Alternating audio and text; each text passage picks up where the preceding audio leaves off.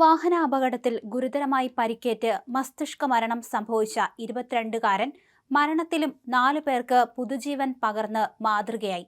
കണ്ണൂർ സ്വദേശിയായ അർജുന്റെ ഹൃദയവും കരളും 2 വൃക്കകളുമാണ് ഉറ്റവർ സമൂഹത്തിന് ദാനം ചെയ്തത്.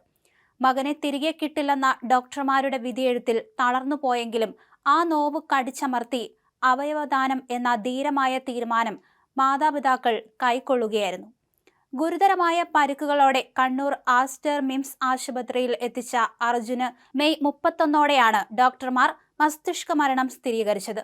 തുടർന്ന് സംസ്ഥാന സർക്കാരിന്റെ അവയവദാന ഏജൻസിയായ Kerala state organ and tissue transplant organisation വഴി അവയവ കൈമാറ്റ പ്രക്രിയകൾ അതിവേഗം ഏകോപിപ്പിക്കുകയായിരുന്നു. മണിക്കൂറുകൾ നീണ്ടുനിന്ന സങ്കീർണമായ ശസ്ത്രക്രിയയിലൂടെയാണ് ആസ്റ്റർ സർജൻമാരുടെ നേതൃത്വത്തിലുള്ള വിദഗ്ധ സംഘം അവയവങ്ങൾ എടുത്തത്. ആസ്റ്റർ ഹോസ്പിറ്റലിൽ നിന്നും മറ്റ് ആശുപത്രികളിൽ നിന്നുള്ള വിദഗ്ധ ഡോക്ടർമാരുടെ മെഡിക്കൽ സംഘമാണ് ഇതിനായി കൈകോർത്തത്.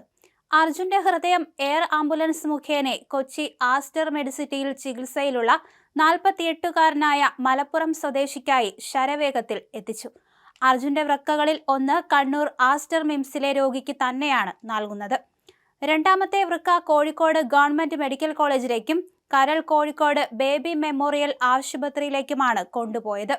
അടിയന്തര സാഹചര്യത്തിൽ അതീവ ജാഗ്രതയോടെ അവയവങ്ങൾ ശരവേഗത്തിൽ ലക്ഷ്യസ്ഥാനത്തെത്തിക്കാൻ കഴിഞ്ഞത് കൂട്ടായ പ്രവർത്തനത്തിന്റെ വിജയമാണെന്ന് ആശുപത്രി മാനേജ്മെന്റ് വ്യക്തമാക്കി.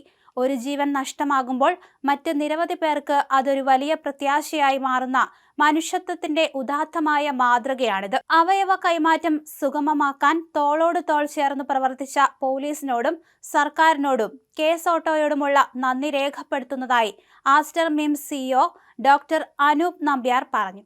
എയർ ആംബുലൻസും ഗ്രീൻ ചാനൽ സംവിധാനവും ഉൾപ്പെടെയുള്ള സജ്ജീകരണങ്ങൾ പ്രയോജനപ്പെടുത്തിയാണ് അർജുന്റെ അവയവങ്ങൾ വിവിധ ആശുപത്രികളിൽ മരണത്തോട് പോരാടുന്ന രോഗികളിലേക്ക് കൃത്യസമയത്ത് എത്തിച്ചത്.